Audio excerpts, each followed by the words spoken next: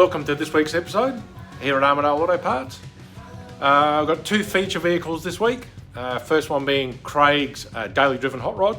Should be good to check that out. And another vehicle that we use around the place here. First up, we'll have a few customers' cars and cars that dropped in during the week. Should be good fun. Enjoy the episode.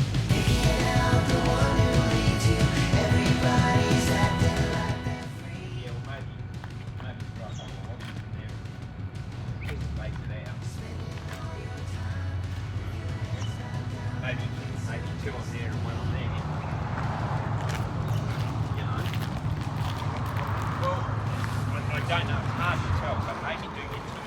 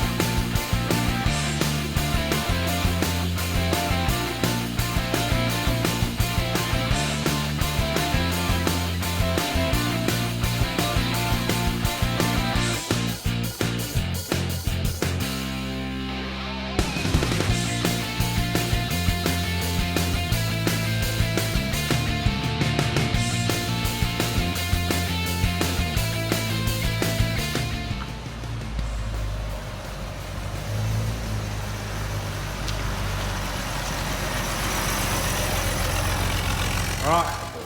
Clapperboard. Oh, we've got the clapperboard. Now you just got to look at the camera. Make love to the camera. Yeah, right.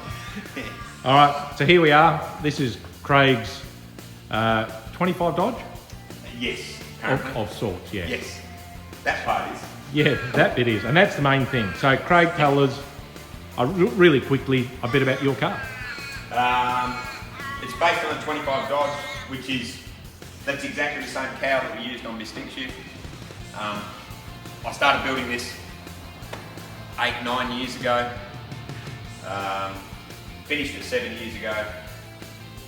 After my stick shift, I wanted something with a roof, so I thought I'll have a roof. And originally it was supposed to be a low budget build when my boys were in their early teens. They're now 30. Yeah, so it sort of sat for a fair while and did nothing. But basically I just wanted a cheap car like my stick shift, but I wanted it with a roof.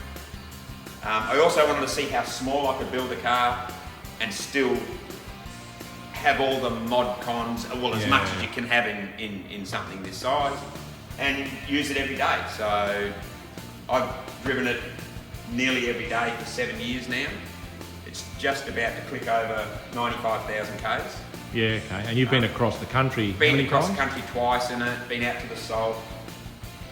Lots of country trips, and like it'll drive to Albany and back in a day, and it's just like a normal drive, it's just a normal car. But it is my normal car. I don't have another car to get to work, so when it's broken, I don't come to work. I have to fix the car. Just have to fix it and come to work. I have to fix it to come to work. You have got another car, but Let's not talk about that. we don't talk about it. No, we don't talk. That's the car we don't talk about. That came up in my Facebook memories today 3 years ago, and apparently I was all gung-ho and I was going to have it done very shortly. Yeah. And that was 3 years ago. And it's got the usual power plant. It's Holden Red 6 motor, Trimatic, Tirana front end, did have a Tirana rear end. It's had more hits than Elvis. It used to have full bonnet and sides, and it had like a louvered sort of sides. Probably about 4 years ago, maybe 5 years ago, someone backed into it with a 1-ton ute and wiped off the front end. So that was all fixed. So then last year before last, we were in America, and my son and his wife were sitting at a set of lights, stationary, and someone ran up the arse and hit it at 60 k's an hour, bent the diff, fuel tank, all that sort of stuff. So I've since upgraded to a narrow Borg Warner out of a Falcon. So I've changed the ratios, gone to LSD, went to taller tyres, so now we're running 16-inch rims on the back. In preparation for the new motor. It's getting a new motor.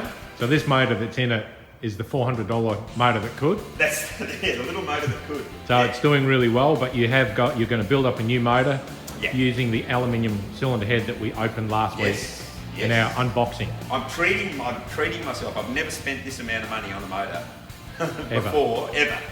So what's the aim? The aim is to run 12.7s? I'd like to do, Boris is faster than Boris. Boris has run a 1283. So he can correct us if we're wrong, and I need to beat him. Just got to beat Boris. So as long as I can get a 1282, I'm happy.